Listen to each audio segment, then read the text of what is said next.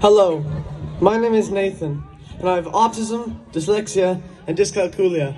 And firstly, I want to thank you for giving me the opportunity to speak to you on today on how challenging the current education system is for me. When I heard about the protests going around the country, for once in my life I felt like I was being heard. You see, being a young boy with a diagnosis that I couldn't control, I felt like I was crazy.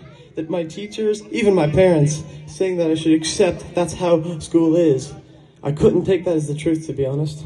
You see, I have friends that are unable to step into a school environment as it is too traumatic for them. They are at home, alone, socially isolated from their peers, with no access to an education. They are autistic, just like me.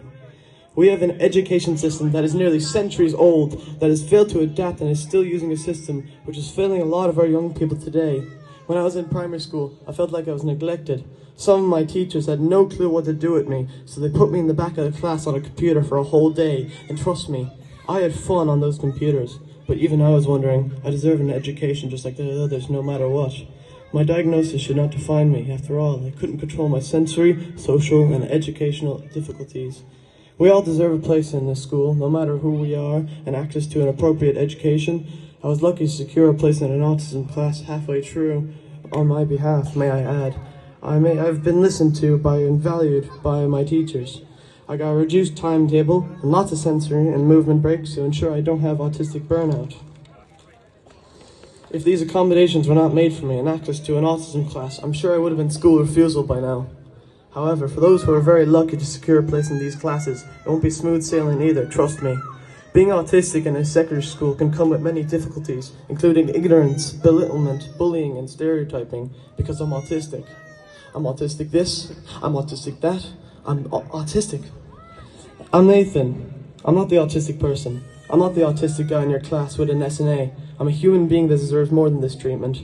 However, of course, the main culprits are the Department of Education and our government. The reason why we're all out here fighting today for our child's right to an education.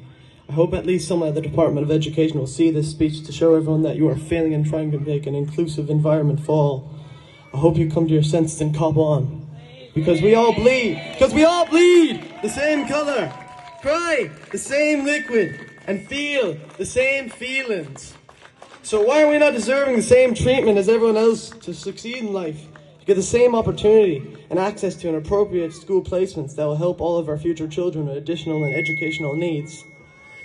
I think everyone with additional needs who don't have an official diagnosis should also have access to an SNA and mainstream classes to access the curriculum. So I'm asking the current government to make a better change for the future of these children and next generations to come. I really hope you make the right decision. I would like to finish and thank all the amazing parents out there and all the teachers and SNAs who actually care for me and my best interests. Because as a young child with no voice, I felt belittled and some teachers did not have my best interests at heart. I still think my voice is not being heard enough, and I hope this will change for me moving forward. And like I said, we bleed the same color, cry the same liquid, and feel the same feelings. How am I not equal to you, Department of Education? Thank you for listening.